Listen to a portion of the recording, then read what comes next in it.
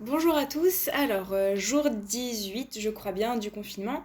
Alors aujourd'hui j'avais envie de vous partager un peu autre chose que de la Zumba ou de la cuisine.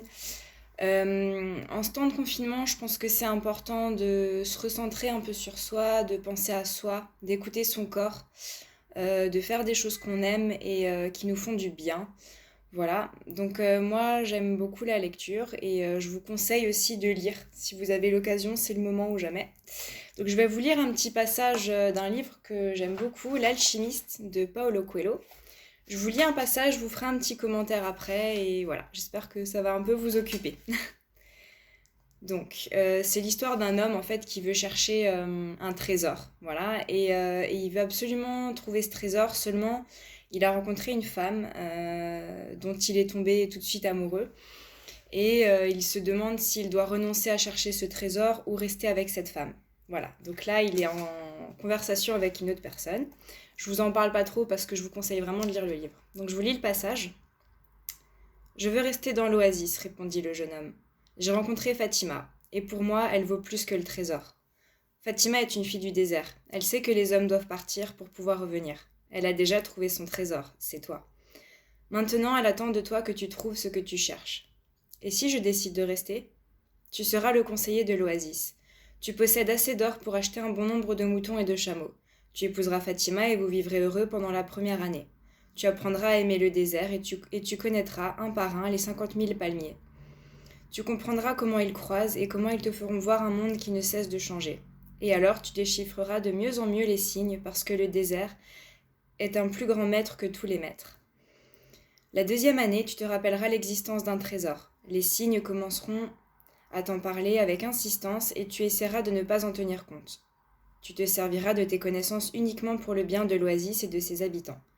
Les chefs de tribu t'en seront gré. Tes chameaux t'apporteront richesse et pouvoir. La troisième année, les signes continueront à parler de ton trésor et de ta légende personnelle. Tu passeras des nuits et des nuits à errer dans l'oasis, et Fatima sera une femme triste parce que ton parcours, à cause d'elle, aura été interrompu. Mais tu continueras à l'aimer et cet amour sera partagé.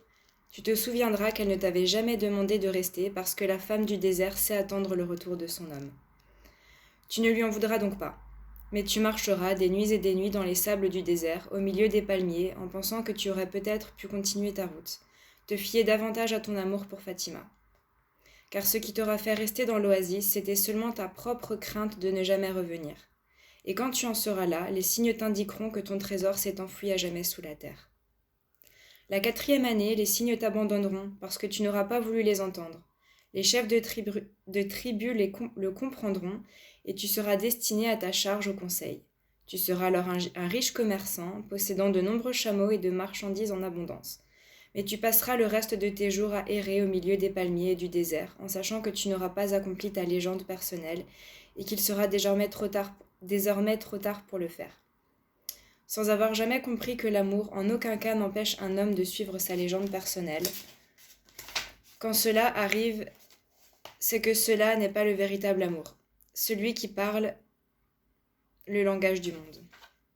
Donc ce passage, en fait, pour moi, veut simplement dire qu'on ne doit pas passer à côté de ce qu'on a envie de faire, à côté de nous, à côté de nos propres envies, à côté de notre vie, en fait, tout simplement.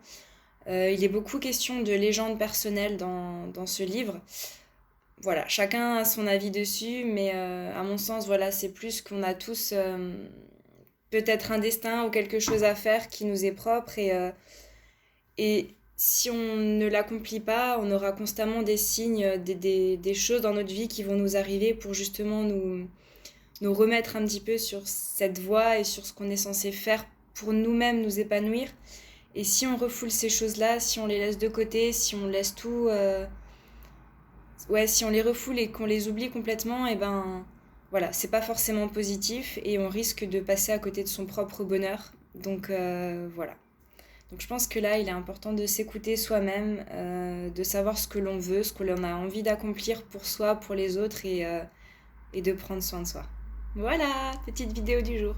Bon après-midi, bonne soirée, bonne nuit. Voilà, prenez soin de vous et de vos proches.